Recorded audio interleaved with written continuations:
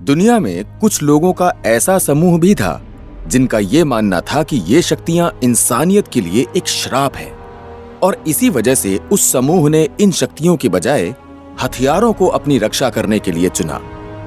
ऐसे लोगों को शुद्धम कहते थे। हालांकि इस समूह के लोग बहुत ही साधारण होते हैं और इनकी संख्या भी ज्यादा नहीं थी।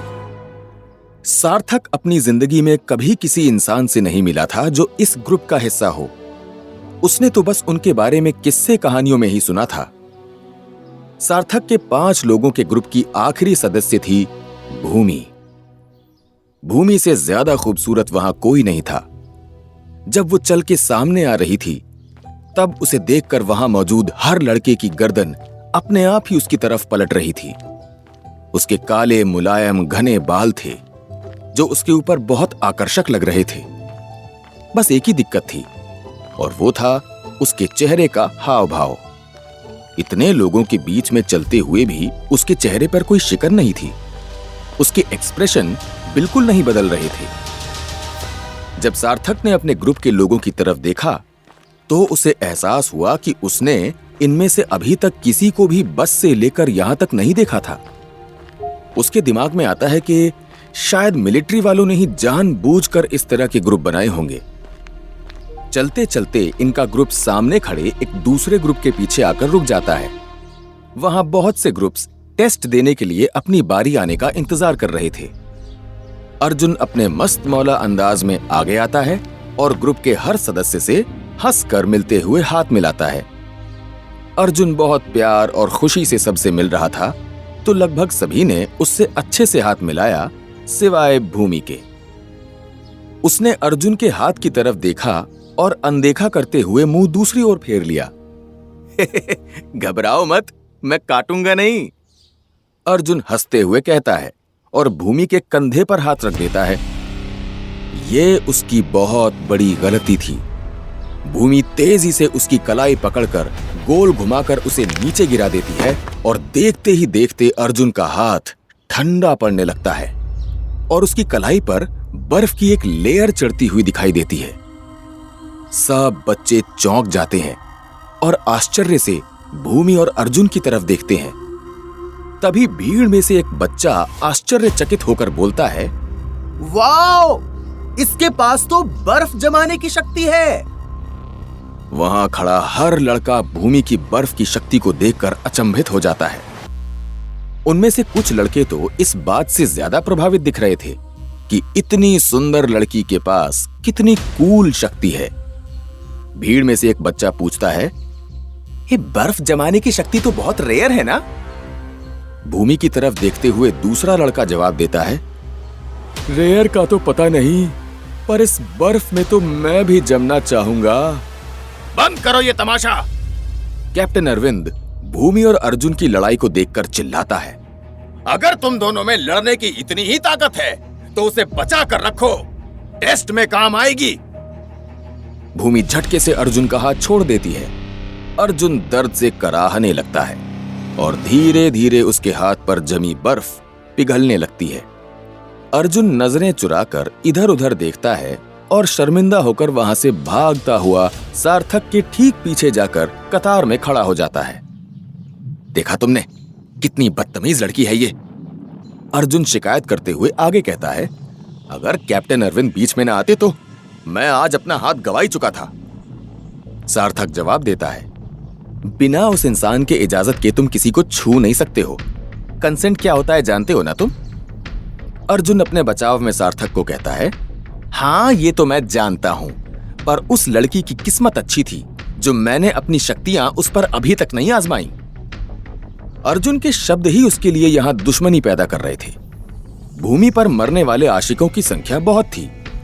वो लोग अर्जुन को नीची नजरों से देख रहे थे और ये उम्मीद कर रहे थे कि अर्जुन के खिलाफ बोलकर वो शायद भूमि के नजदीक आ सकते हैं। अपने आसपास के बच्चों की शक्ल देखकर सार्थक को यह अच्छे से समझ आ रहा था कि वो लोग क्या सोच रहे होंगे। इसी वजह से वो अर्जुन से थोड़ा दूर चला जाता है। कहीं कोई उसे अर्जुन के साथ खड़ा देखकर ये न सोच ले कि वो दोनों दोस्त हैं। आखिरकार टेस्ट की घड़ी आ ही गई। सार्थक और उसके ग्रुप के बाकी सदस्यों को आगे बुलाया जाता है और उन्हें मैदान के बीचों बीच बने एक सफेद स्क्वायर प्लेटफॉर्म में खड़े होने के लिए कहा जाता है। उस स्क्वायर प्लेटफॉर्म में इतनी जगह तो थी ही कि ये पांचों उसमें आराम से खड़े हो पाए। उस स्क्वायर के बाहर एक आदमी बड़ा सा नकाब ओढ़े हुए खड़ा था। भेज दो इन्हें। जैसे ही कैप्टन अरविंद उस आदमी को आदेश देता है, वो अपना सिर हाँ में हिलाता है और अपने दोनों हाथों को जमीन पर रख देता है। उसके हाथ रखते ही उस स्क्वायर बॉक्स के किनारों से बैंगनी रंग की चमकीली रोशनी निकलने लगती है। ओह, ये तो टेलीपोर्ट करने की शक्ति है। अर्जुन आगे झुककर धीरे से सार्थक के कान में कहता है, ये भी एक रेयर शक्ति है। उन पांचों के पैरों के नीचे से धीरे धीरे करके जमीन गायब होने लगती है और एक बड़ा सा रंगीन बवंडर उत्पन्न होता है और अगले ही पल वो पांचों उस बवंडर में गायब हो जाते हैं।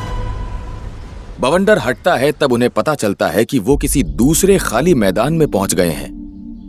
ये नई जगह बहुत सुनसान थी और काफी डरावनी लग रही थी। वो एक बंजर और वीरान जगह थी जहां कोई हरियाली नहीं थी। वहां सिर्फ दो लोग खड़े हुए थे। उनमें से एक औरत थी जो काले रंग के सूट में खड़ी हुई थी और उसके बगल में एक नकाब पहने हुए कोई दूसरा आदमी खड़ा था, जिसका चेहरा नकाब के पीछे छिपा हुआ होने से ठीक से दिखाई नहीं दे रहा था। सार्थक उन दोनों की वर्दी पर लगे हुए बैजेस से भी ये पहचान नहीं पा रहा था कि वो दोनों किस ओहदे के फौजी हैं। उस औरत ने अपने हाथ में एक टैबलेट पकड़ रखा था और उस पर अपनी उंगलियों से कुछ लिख रही थी। उसका इन पांचों पर ध्यान ही नहीं था और तब तक अपने काम में मशगूल रही जब तक उसका काम खत्म नहीं हो गया। काम खत्म करके वो अपनी गर्दन ऊपर करके इन बच्चों को देखती है और गहरी सांस भरकर कहती है, हेलो, मेरा नाम जेनी है और आज के तुम्हारे टेस्ट की इंचार्ज मैं हूं। जब टेस्ट खत्म हो जाएगा तो उससे जुड़ी जानकारी और उसके नतीजे तुम्हारे हाथ में बंधी घड़ी में दिखने लगेंगे। सार्थक एक बात गौर करता है कि उस औरत के एक्सप्रेशन बिल्कुल भूमि की ही तरह थे, एकदम फीके और बेजान। तो देखें, आज पहले कौन सामने आएगा? ओह, ऐसा लगता है कि हमारे बीच कुछ ऐसे भी बच्चे हैं जिनका पावर लेवल पहले से ही बढ़ा हुआ है। जेनी उस टैबलेट पर सबकी जानकारियां देखते हुए बोलती है। उस वीरान जगह में वो टैबलेट बहुत ही नायाब और नाजुक दिखाई दे रहा था। जेनी को सभी बच्चों के बारे में अभी तक जो भी पता था वो सब उनके पुराने स्कूल ने बताया था। प्रखर चंद्र, आगे बढ़ो। डरा हुआ, घबराया सा छोटे कद का प्रखर ठीक वैसा ही करता है जैसा उसे कहा जाता है। अब तो उसकी हालत पहले से भी ज्यादा खराब दिख रही थी। सार्थक सोचता है कि भले ही प्रखर कमजोर दिखता हो, लेकिन अगर उसकी तुलना सार्थक के साथ करी जाए तो प्रखर की हालत सार्थक से कहीं बेहतर लग रही थी। कम से कम प्रखर सीधा तो खड़ा हो पा रहा था, सार्थक की तरह नहीं जिसे देखकर लग रहा था कि वो किसी भी पल गिर सकता है। क्या शक्ति है तुम्हारे पास? जेनी प्रखर से पूछती है। मेरे पास कोई शक्ति नहीं है, प्रखर धीमी आवाज में जवाब देता है। सार्थक और बाकी बच्चों को प्रखर की घबराहट का कारण अब समझ में आता है। शक्तिहीन होना बहुत आम बात थी। युद्ध की वजह से सार्थक जैसे बहुत से बच्चे थे जो अनाथ हो गए थे और उन्हें पैसों की तंगी हो गई थी। ऐसे हालातों में उनके लिए शक्ति ग्रंथ खरीदना तो कोई सपने के जैसा ही था। लेकिन क्योंकि प्रखर के पास कोई शक्ति नहीं थी, वो दूसरों से मिलने वाले बर्ताव से डर रहा था। घबराओ मत प्रखर, जेनी कहती है। ये लो, इसे रखो। जेनी के पीछे खड़ा नकाबपोश आदमी अपनी शक्ति का इस्तेमाल करके हाथ घुमाता है और जादू से एक किताब प्रकट हो जाती है जिसे वो जेनी को दे देता है। जेनी वो किताब लेती है और प्रखर को दे देती है। ये मेरे लिए? ये फ्री है? प्रखर उत्साहित होकर पूछता है। जेनी हां में सिर हिलाती है। प्रखर कहता है, थैंक यू। अपने खाली समय में इस किताब को ध्यान से पढ़ना और जब तुम इसे अच्छे से इस्तेमाल करना सीख जाओगे तब टेस्ट देने वापस आ जाना। पर अभी कुछ समय के लिए मैं तुम्हें पावर लेवल 1 दे रही हूं। भले ही प्रखर को पावर लेवल 1 मिला था, पर उसे फर्क नहीं पड़ रहा था। फिलहाल उसकी आंखों में सिर्फ उम्मीद दिखाई दे रही थी। उसे लग रहा था कि अब इस किताब की मदद से उसकी पूरी जिंदगी बदल जाएगी। अगला नाम है सार्थक गुप्ता, आगे आओ। जेनी सार्थक को देखकर आदेश देती है। सार्थक वैसा ही करता है जैसा उसको कहा जाता है। क्या शक्ति है तुम्हारे पास? अब सार्थक को यह सब एक बड़ा धोखा लग रहा था। उसे इतना तो साफ समझ आ रहा था कि जेनी ने जो टैबलेट पकड़ रखा था उसमें पुराने स्कूल के द्वारा दी गई सारी जानकारियां थीं।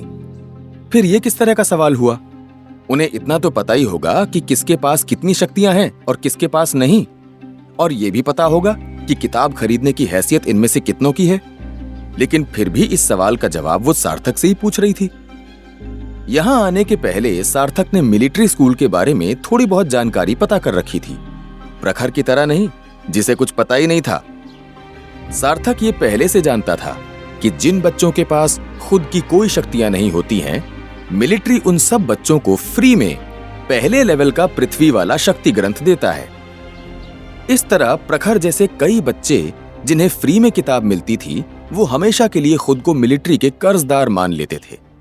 और सिर्फ यही नहीं, पृथ्वी वाले तमाम शक्ति ग्रंथ पर सिर्फ मिलिट्री का ही एकमात्र अधिकार है, और वो केवल मिलिट्री के पास ही पाई जाती है। इसका मतलब यह था कि अगर तुम्हें अपनी पृथ्वी शक्ति को और बढ़ाना है तो उसके बदले तुम्हें मिलिट्री से ईमानदारी रखनी होगी, और वो तुम्हारी शक्तियों को बढ़ाने में मदद करेंगे। सार्थक ने शक्ति ग्रंथ मिलने से पहले ही अपने मन में सोच लिया था कि उसे वो पृथ्वी शक्ति की किताब तो किसी भी कीमत पर लेनी ही है। उसने ये तक सोच रखा था कि अगर 2 साल बाद वो मिलिट्री में भर्ती ना भी होना चाहे, तब भी पृथ्वी शक्ति बहुत फायदेमंद साबित होगी। उसकी मदद से उसे फटाफट नौकरी भी मिल सकती थी, क्योंकि पृथ्वी शक्तियां बिल्डिंग और दूसरी इमारतें बनाने में बहुत काम आती थी। लेकिन परेशानी तो अब इस बात की थी कि सार्थक के पास पहले से एक शक्ति मौजूद थी। इसका मतलब ये कि वो और कोई दूसरी शक्ति को अब सीख नहीं सकता था, और जो किताब उसे मिलिट्री स्कूल में मिलने वाली थी, अब वो किसी काम की नहीं रहेगी।